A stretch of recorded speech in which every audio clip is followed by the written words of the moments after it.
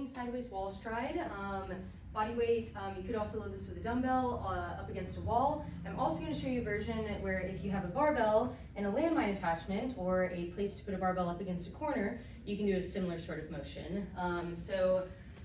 Essentially here, we're trying to like practice getting into the side of the hip a little bit more and sequencing tension as we do that. So, and I want this, instead of being up and down, I want this sideways, hence the like leaning sideways against the wall here. So you're gonna get a hand against the wall, your foot opposite the wall is gonna be the leg that's on the ground, and you're gonna bend your elbow a little bit so your body's at a little bit of a diagonal. And essentially what's gonna happen here is you're gonna load into this leg and into the side of this hip, and then you're coming up from here and maintaining that rotation, or maintaining essentially like a lean versus being all the way upright. So by leaning again, we're getting more into the side of the hip, which helps us strengthen things a little bit better when it comes to running. So we're here, we're leaning, we're loading into the side of this hip, and then we're coming up.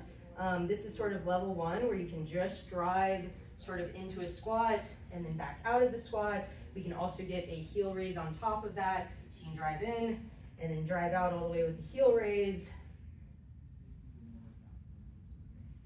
And then the other variation here is to load up a very similar movement but with a barbell and a landmine. So that looks a little bit more like this, where you're gonna get your hands on the barbell, do the same leg here, and then I like to put the barbell on the opposite shoulder here, and then we're again loading into that side of the leg, into here. So instead of just dropping straight down, we're rotating into that side here.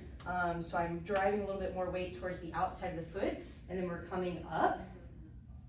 So we're loading into the side, and then we're coming up, loading into the side of the hip, and then coming up. Again, if you're feeling a little bit spicier with this, you can load into the side of the hip, really get the weight more towards the outside of the foot, and you can come up and drive the knee up,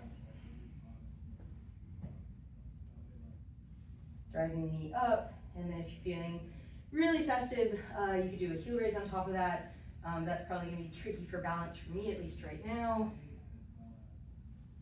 And heel raise on top of that. So again, drive a bunch of tension and connection from your foot all the way up your leg to your glute.